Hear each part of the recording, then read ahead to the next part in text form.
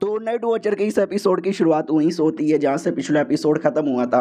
हमारे भाई का जो मिलिट्री मैनुअल है ना, वो सुन के आदमी भी चौंक जाता है और कहता बहुत ही बढ़िया, मुझे आपका किताब लगा और मैं हार मानता हूँ, यहाँ तक कि आप मुझे इतने पसंद आ गए कि मैं आपका डिसाइपल बनना चाहता हूँ। भाई ये सुन के सारे बंदे चौंक जाते, व्हाट, जो लौंडा इतने एटीट्यूड में था वो अचानक से किसी और का डिसाइपल बनना चाहता है। अरे भाई तुसी ग्रेट हो।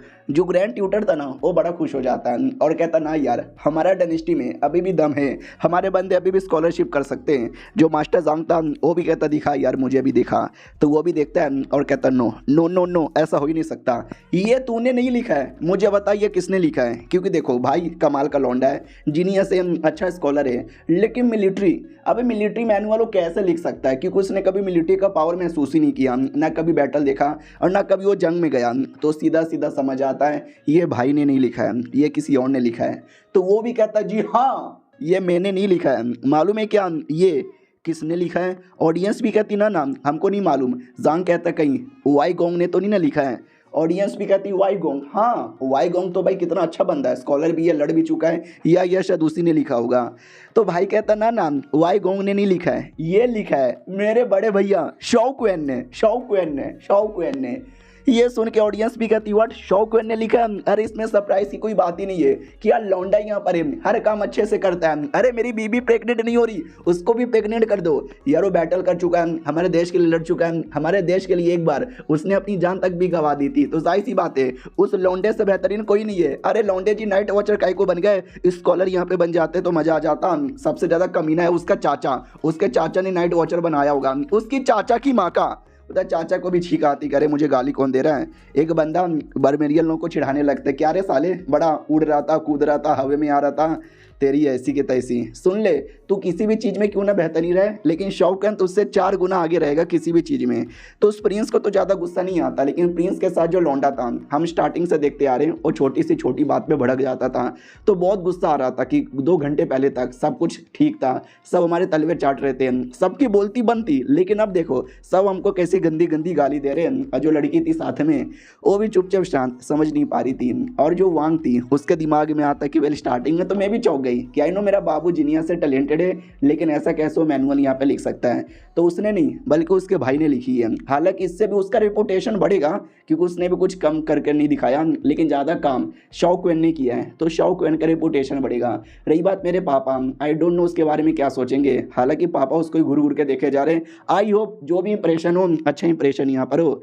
और इधर शौकवेन भी एटीट्यूड में खड़ा, क्या मुझसे तो बेहतरीन कोई यही नहीं। और प्रिंसेस भी हिली हुई थी कि ओ माय गॉड यार, 2 सेकंड के लिए मैं भी चौंक गई कि इसके भाई ने ऐसा कैसे लिखा।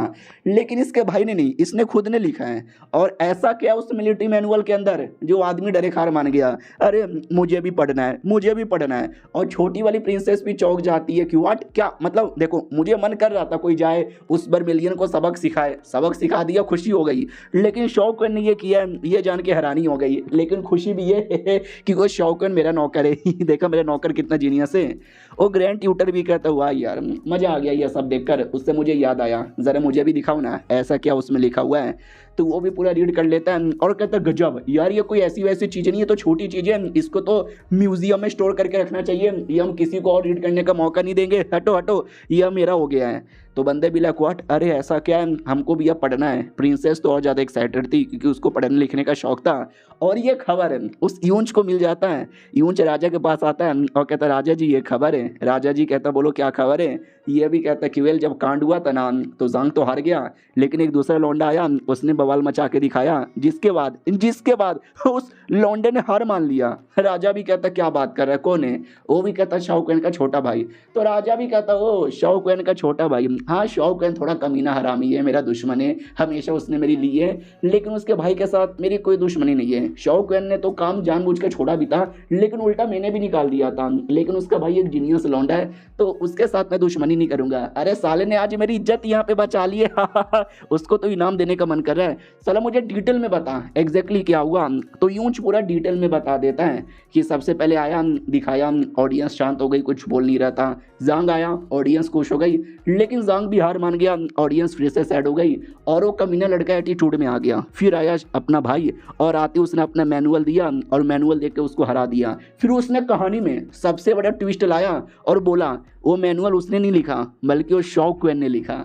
अब ये सुन के राजा भड़क जाता है और डायरेक्ट लात मार के यूं से बाहर निकाल देता है और गंदी गंदी गाली दिए जा रहा है। बाहर तक आवाज आती है। यूंच भी लग बाप रे यार, दादी की, अबे दादी की गाली कौन देता है, शौक की दादी भी नहीं होगी। वो बहुत ज्यादा भड़का हुआ था कि साले मुझे लगा था मेरी इज्जत उसके भाई ने बचाई है, लेकिन नहीं, वो कमीना आदमी जिसने एक टाइम पहले पूरी मेरी इज्जत की धज्जियां उड़ाई थी, आज मेरी इज्जत यहाँ पे बचा रहा है। ऐसे आदमी से अपनी इज्जत बचाने से अच्छा अपनी इज्जत ही लुटवा लूं।